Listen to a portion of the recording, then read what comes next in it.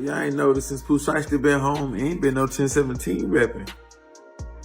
It ain't been no shouting out Gucci Man and I'm 1017 this and Gucci Man this and Gucci Man that. Ain't nothing. Pooh Shiesty, one of the biggest rappers Memphis has produced. A guy who ran up millions of streams and helped put 1017 Records back in the spotlight, just said something that sent shockwaves through the industry. After spending years locked up, he came home to nothing from the label that once promised him everything. And at the center of it all is Gucci Mane. This isn't your typical artist versus label situation. This is deeper than that. This involves family ties, loss, disrespect, and a lot of money. And if you think this is going to fade away quietly, then you don't really understand how Memphis operates. Stick with me to the end, because what's about to come out explains why this situation has the potential to turn into one of the biggest beefs in hip-hop. To understand how things reached this point, you have to understand who Pooh Shiesty was to 1017 Records. Back in 2020, he wasn't just another artist on the roster, he was the future of Gucci Mane's label. His breakout record, Back in Blood, featuring Lil Durk,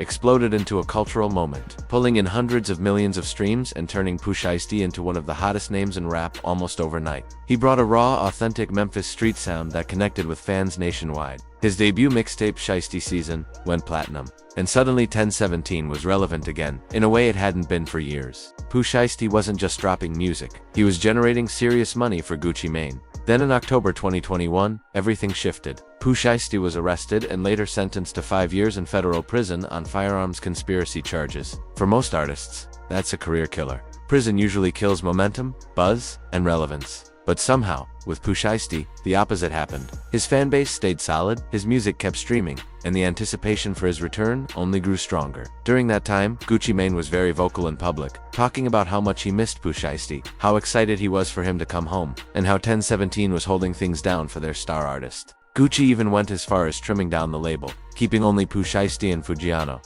But now we're finding out that what was said publicly didn't line up with what was happening behind closed doors. Let's rewind to when everything still looked perfect. When Pooh Shiesty first signed to 1017 Records, it felt like the perfect fit. Gucci Mane, a legendary Atlanta trap pioneer, linking up with a hungry Memphis street rapper who brought that same raw energy people remembered from Gucci's early days. Gucci had the platform, the resources, and the industry connections, while Pooh Shiesty had the hunger and the sound. In those early days, Pooh Shiesty represented 1017 proudly. Every interview, every post, every record, he was repping the label heavy. Big 1017, Gucci Mane, the GOAT. He wore the chain with pride and spoke about Gucci like a mentor, like family. The loyalty looked genuine, at least from the outside, and it made sense. Gucci Mane had given him a once-in-a-lifetime opportunity. Before signing, Pooh Shiesty was just another talented rapper from Memphis trying to break through. After signing, he was performing at major venues, landing features with big-name artists, and seeing his face on billboards. The partnership was clearly working. What most people didn't see, though,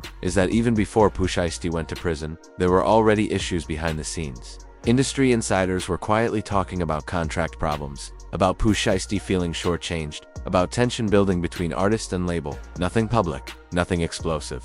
Just the usual business friction that exists in a lot of labeled deals. Fast forward to 2025, and Pooh Shiesty is finally coming home. The entire hip-hop world has been watching closely, waiting to see how this would play out. Would Pooh Shiesty slide right back into his spot? Would 1017 roll out the red carpet? Would Gucci Mane pop up with jewelry, money, and a big plan to run the industry again? Apparently, none of that happened. Not long after his release, Pooh Shiesty made a social media post that instantly got people talking. He said that when he came home from prison, no label, no rappers, and no so-called friends really looked out for him. Only his family and his day ones did. He didn't mention any names, but let's be real. When you're signed to 1017 Records and you say no label had your back, it doesn't take a genius to connect the dots. So why did it turn out like this? According to people close to the situation, it all comes down to money, specifically contract talks. When Pooh Shiesty went to prison, he was still under his original deal with 1017. By the time he came home, that deal was up and needed to be renegotiated. And this is where things started to go left. Pooh Shiesty went in as a buzzing new artist with one major project. He came out as a certified star with a platinum release, a massive fan base, and even more momentum than before. His value had gone way up. Any smart label executive would see that and adjust the numbers. But from what's being said, Gucci Mane didn't see it that way. Word is that when renegotiations came up, the offers on the table were far below what Pooh Shiesty was worth. Lowball numbers that didn't match the streams, the impact, or the money potential. It was almost like Gucci was trying to keep him locked into the same type of deal he had when he was still an unknown artist. Even though he was now a proven star, Pooh Shiesty wasn't going for it. At this point in his career, he knows his value. He's seen the numbers, felt the support from the fans, and understands the business side way better than he did when he was just trying to break through. So when those weak offers came his way, he pushed back. And that's when the relationship really started to fall apart. Since getting out, Pooh Shiesty hasn't mentioned 1017 at all. No posts, no interviews, the chain hasn't been seen. The shoutouts stopped completely. For someone who once repped the label that silence says everything. And what did Pooh Shiesty say he got from Gucci Mane when he came home? Nothing. No welcome home love. No jewelry, no car, no real cash gesture. Just business as usual. Like he hadn't just spent years in federal prison while still making money for the label. But it doesn't stop there. There's another part of this story that makes everything even more personal, and it involves Pooh Shiesty's cousin, Big Scare. Big Scare was also signed to 1017 and was one of the label's rising stars. More importantly, he was family. In December 2022, Big Scare tragically passed away from an accidental overdose at just 22 years old. His death shook the Memphis hip-hop scene. For Pooh Shiesty, who was still incarcerated at the time, losing his cousin hit especially hard. What happened after Big Scar's death only made things worse. According to Big Scar's family, Gucci Mane tried to retrieve the 1017 chain after he passed. Think about that. A young artist dies, and instead of focusing on supporting the family, helping with funeral expenses, or showing real respect, the priority was getting the chain back. Big Scar's brother even spoke out online, saying that when the family reached out for help with funeral costs, Gucci blocked them. He accused Gucci of not acting like a real CEO and not showing the care he claimed to have for his artists.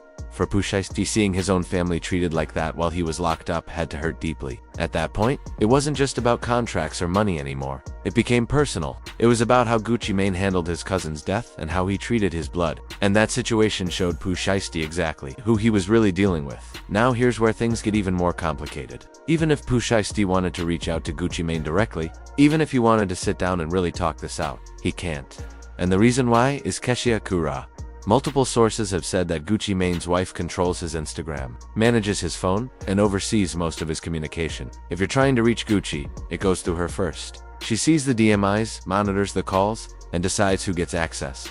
Some people might say that's just a wife protecting her husband, and maybe that's true. But in the music business, that setup creates real problems. Artists need direct access to the head of the label. They need private conversations about business, creative plans, and personal issues. When there's always a middle person involved, especially someone who may have their own perspective or interests, it puts up walls. For Pooh Shiesty, that means even if he wanted to address these issues man-to-man, he'd have to go through Keisha first. And based on how everything has unfolded, that clearly isn't a productive route. Here's the reality. Pooh Shiesty has come to accept there's nothing Gucci Mane can offer him now that he can't do on his own. Think about where he started. When he first signed to 1017, he needed the platform, the industry connections, and the infrastructure. He was an unknown artist trying to break through, and Gucci gave him that opportunity. For that, Pooh Shiesty was appreciative. But now, he's built his own fan base. His streaming numbers speak for themselves. His name carries weight. He's proven he can make hits and move units. So what does he really need 1017 for at this stage? Distribution can come from anywhere, even independently with the right setup.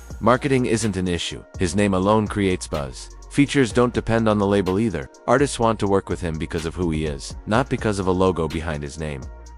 The power dynamic is completely flipped. Pooh Shiesty isn't the hungry newcomer anymore. He's a proven star who did time and came home with even more credibility and attention. He holds the leverage now, and Gucci Mane trying to lowball him during contract renewal just shows that Gucci either doesn't recognize that shift or doesn't care. That's why Pooh Shiesty is ready to walk away. That's why he's no longer repping 1017. He's realized that staying means accepting less than he's worth. And he's not willing to do that. So if this goes further, how does Gucci Mane respond? Does he defend himself publicly? Does he fire back with music? Or does he try to smooth things over and fix the relationship? If this turns into a public conflict, it could seriously hurt 1017 Records. What artist would want to sign there, after seeing how Pooh Shiesty was treated? Who's going to trust Gucci to have their back if he couldn't support his biggest star when he came home from prison? The stakes are high on both sides. For Pooh Shiesty, this is about respect and being paid what he's worth. For Gucci Mane, it's about his legacy and the future of his label. This situation also shines a light on a bigger issue in the industry: how labels treat young artists who don't fully understand the business when they first sign.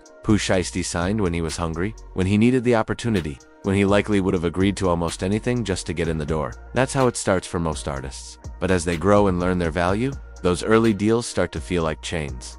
Smart labels recognize that growth and renegotiate in good faith. They show appreciation, adjust the terms, and build long-term relationships based on respect. Labels that don't do that end up losing their best talent and gaining reputations that push new artists away. Right now, 1017 Records risks becoming exactly that. If Gucci Mane can't fix this with Pooh Shiesty, if he can't show that he values his artists and treats them fairly, 1017 is going to have a hard time attracting top talent moving forward. And let's be honest, without Pooh Shiesty, who's really left, Fujiano is still tied up with legal problems. Most of the other artists have already been dropped or moved on. Pooh Shiesty was the franchise player. If he walks away, what does that leave behind? This is a turning point for Gucci Mane. He can either step up, make things right, and prove he's a label head who takes care of his artists. Or he can let this situation spiral and watch the label's reputation take a hit. Looking at the full picture, it's clear the relationship between Pooh Shiesty and Gucci Mane has hit a breaking point. What started as a promising partnership has turned into resentment, disappointment, and broken trust. Pooh Shiesty came home expecting support from the label he helped revive. Instead, he got low offers, silence, and watched his cousin's family be disrespected after Big Scar's passing. That's not how you treat family, and it's not how you treat your biggest artist. Now, Pooh Shiesty is making it clear he's done. He's no longer repping 1017. He's not shouting out Gucci Mane, and he's letting it be known that nobody looked out for him when he came home. That message carries weight. That the question now is whether this stays subtle or turns into something bigger. Does Pooh Shiesty address it directly in his music? Does Gucci respond? Could this become the next major hip-hop fallout? Only time will tell. But one thing is clear, the loyalty that once existed between Pooh Shiesty and Gucci Mane is gone. And in hip-hop, once that trust is broken, it's almost impossible to rebuild. What do you think about this situation? Is Pooh Shiesty justified in how he feels? Should Gucci Mane have done more when he came home? Drop your thoughts in the comments, and make sure you subscribe and turn on notifications to stay updated. This story isn't over yet, and you won't want to miss what happens next.